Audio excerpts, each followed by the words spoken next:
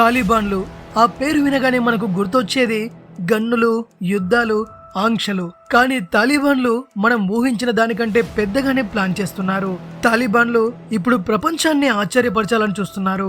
ఇది కేవలం రోడ్లు, బిల్డింగ్లు నిర్మించడం గురించి కాదు. ఇది మొత్తం కంట్రోల్ కోసం. నీళ్లు, కరెంటు, ఇంకా వాళ్ళ కాళ్ళ కింద దాగి ఉన్న ట్రిలియన్ల కొద్ది విలువైన ఖనిజాలపై పూర్తి కంట్రోల్. అదే వనరుల మీద చైనా కన్ను ఎప్పటి నుంచో ఉంది. అలానే ఈ ప్రాజెక్టుల్లో ఒకటి ఆసియాలోనే అతి పెద్దదిగా మారబోతుంది. ఇదొక్కటే కాదు, ఇంకా చాలా ఉన్నాయి.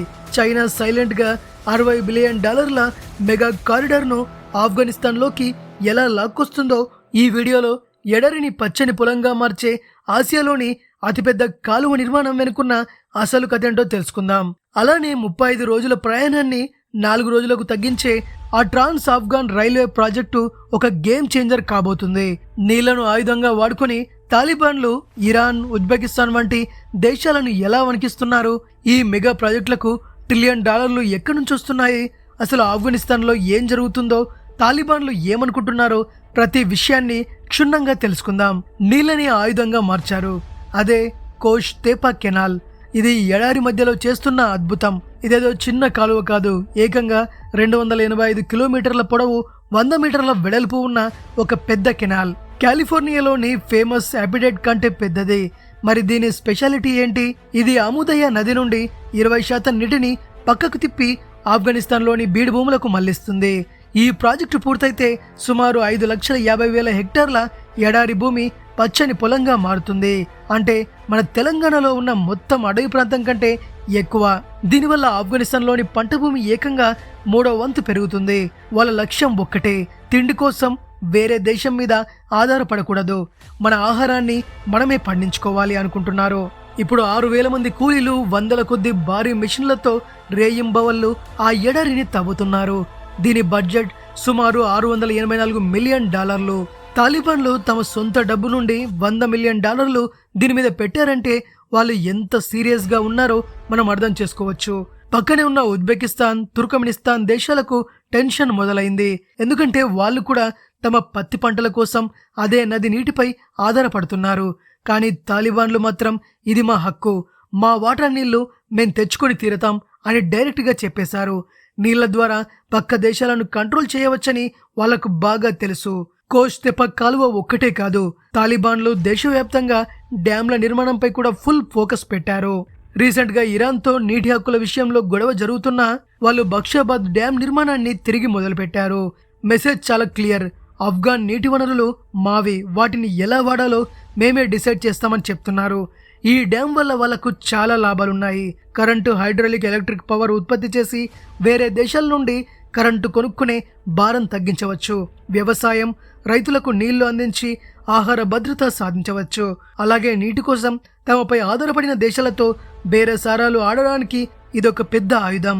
ఇక్కడ ఇంకొక షాకింగ్ విషయం ఏంటంటే తాలిబాన్లు అవినీతిని అరికట్టడంలో సక్సెస్ అవుతున్నారు. ఇంతకు ముందున్న అమెరికా సపోర్ట్ ఉన్న ప్రభుత్వం వచ్చిన ఫండ్స్ ని మింగేసిందని పేరుంది. కానీ తాలిబాన్లు మాత్రం ప్రాజెక్టును నిజాయితీగా పూర్తి చేస్తూ డబ్బును వృధా చేయట్లేదని చాలా రిపోర్ట్లు చెబుతున్నాయి. Next Kabul new city. ఇది ఒక కొత్త ప్రపంచం. తాలిబాన్లు కేవలం కాలువలు, డ్యాంలతో ఆగట్లేదు, దేశ భవిష్యత్తును మార్చే ప్రణాళిక వేస్తున్నారు. అదే కాబుల్ న్యూ సిటీ. ఇది కేవలం కొన్ని కొత్త భవనాలు నిర్మించడం కాదు, దశాబ్దాల యుద్ధం మరియు అస్తవ్యస్తమైన అభివృద్ధి కారణంగా ఉక్కిరి బిక్కిరి అవుతున్న ప్రస్తుత కాబూల్ నగరానికి ఒక శాశ్వత పరిష్కారం. కొన్ని లక్షల మంది కోసం నిర్మించిన పాత నగరంలో ఇప్పుడు 50 లక్షల మందికి పైగా నివసిస్తుండటంతో ట్రాఫిక్, కాలుష్యం మరియు కనీస మౌలిక సదుపాయాల కొరత వంటి సమస్యలకు సమాధానంగా ఈ కొత్త నగరం రూపుదిద్దుకుంటుంది. 722 చదరపు కిలోమీటర్ల విస్తీర్ణంలో ఉన్న ఒక భారీ పట్టణాన్ని అభివృద్ధి చేయనున్నారు. ఇది ప్రస్తుత కాబూల్ కంటే దాదాపు 1.5 రెట్లు పెద్దది. కాబూల్ యొక్క రద్దీ సంక్షోభాన్ని తగ్గించడానికి ఒక ఆయుధ కేంద్రంగా సృష్టిస్తూ 30 లక్షల మంది నివసించగలిగే సిటీని నిర్మించనున్నారు. అలాగే ఆగస్టు 2023లో పార్సెల్ బి నిర్మాణం పునః ప్రారంభించబడింది. 40,000 మంది నివాసితులకు 6,600 గృహ యూనిట్లను ఇస్తుంది. 2024 చివరిలో 33,000 మంది నివాసితులకు 52,000 యూనిట్లను అందించడానికి $700 మిలియన్ భారీ పెట్టుబడితో పార్సెల్ 2.6 పై పని ప్రారంభమైంది. కానీ ఇది కేవలం గృహ నిర్మాణానికి మాత్రమే కాదు. అలాగే తాలిబాన్లు విశ్వవిద్యాలయాలు, క్లినిక్లు, షాపింగ్ సెంటర్లను నిర్మించాలని అనుకుంటున్నారు. ఇవన్నీ పాఠశాలలు, ఆసుపత్రులు, ఉద్యానవనాల వంటి నమ్మకమైన మౌలిక సదుపాయాల ద్వారా మద్దతు ఇవ్వబడతాయి. ఈ ప్రాజెక్టు 30 సంవత్సరాలలో 2 ప్రధాన దశల్లో వాణిజ్య, వ్యవసాయ, వినోద ప్రాంతాలను కలిగి ఉంటాయి. ఇది పూర్తయితే ఇది ఆసియాలోనే అతిపెద్ద నగరాల్లో ఒకటిగా ఉంటుంది. ఇది ఆఫ్ఘనిస్తాన్ పట్టణ ప్రకృతి దృశ్యాన్ని శాశ్వతంగా మారుస్తుంది. తాలిబాన్లు చాలా మంది ప్రజలు గ్రహించిన దానికంటే బాగా భౌగోళిక శాస్త్రాన్ని అర్థం చేసుకుంటారు. ప్రపంచంలోని కొన్ని ముఖ్యమైన వాణిజ్య మార్గాల మధ్యలో ఆఫ్ఘనిస్తాన్ ఉంది. ఈ స్థానాన్ని సద్వినియోగం చేసుకోవడానికి వారు మౌలిక సదుపాయాలను నిర్మిస్తున్నారు. మొదట చైనా పాకిస్తాన్ ఆర్థిక కారిడార్ CPST విస్తరణ ఉంది. మే 2025లో చైనా, పాకిస్తాన్ మరియు తాలిబాన్లు $60 బిలియన్ కారిడార్ను ఆఫ్ఘనిస్తాన్లోకి విస్తరించడానికి త్రైపాక్షిక ఒప్పందంపై సంతకం చేశాయి. ఇది చైనాలోని జిన్యాంగ్ ప్రావిన్స్ నుండి పాకిస్తాన్ ద్వారా ఆఫ్ఘనిస్తాన్కు ప్రత్యక్ష సంబంధాన్ని సృష్టిస్తుంది. చైనాకు మధ్య ఆసియా మార్కెట్లు మరియు ఆఫ్ఘనిస్తాన్ ఖనిజ సంపదకు ప్రాధాన్యత లభిస్తుంది. ఇది ఆఫ్ఘనిస్తాన్ అభివృద్ధికి చాలా మంచి అవకాశం. ట్రాన్స్ ఆఫ్ఘన్ రైల్వే ప్రాజెక్టు. ఈ $4.8 బిలియన్ ప్రాజెక్టు 573 కిలోమీటర్ల రైల్వే లైన్ ఆఫ్ఘనిస్తాన్ ద్వారా ఉజ్బెకిస్తాన్ను, పాకిస్తాన్ను అనుసంధానం చేస్తుంది. రవాణా సమయాన్ని 35 రోజుల నుండి కేవలం 4 రోజులకు తగ్గిస్తుంది. ఈ నిర్మాణం 2025లో ప్రారంభమవుతుంది. ప్రపంచంలోనే అత్యంత సవాలుతో కూడిన భూభాగాల ద్వారా 300 కంటే ఎక్కువ వంతెనలు మరియు 5 ప్రధాన సొరంగాలను నిర్మించాల్సి ఉంటుంది ఈ ప్రాజెక్టులో. ఇంతలో ఆఫ్ఘనిస్తాన్ ఇరాన్తో కలిపే కాఫ్ హేరాత్ రైల్వే 2023లో పనిచేయడం ప్రారంభించింది. 655 టన్నుల రైల్వే పరికరాల మొదటి కార్గో షిప్మెంట్ విజయవంతంగా పూర్తయింది. ఇది ఆఫ్ఘనిస్తాన్కు ఇరానియన్ ఓడరేవులు మరియు ప్రపంచ షిప్పింగ్ నెట్వర్క్లకు ప్రాధాన్యతలు అందిస్తుంది.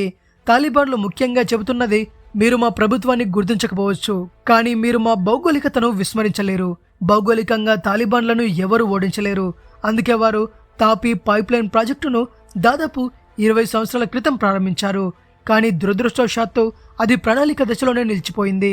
తాప్ అంటే తుర్క్మెనిస్తాన్, ఆఫ్ఘనిస్తాన్, పాకిస్తాన్, భారతదేశం మరియు ఈ 4 దేశాలలో ఏటా 33 బిలియన్ క్యూబిక్ మీటర్ల సహజ వాయువును రవాణా చేయడానికి దీన్ని రూపొందించారు.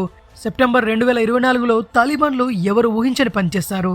$10 బిలియన్ పైప్ లైన్ ప్రాజెక్టులో ఆఫ్ఘనిస్తాన్ భాగంలో నిర్మాణాన్ని వారు ప్రారంభించారు.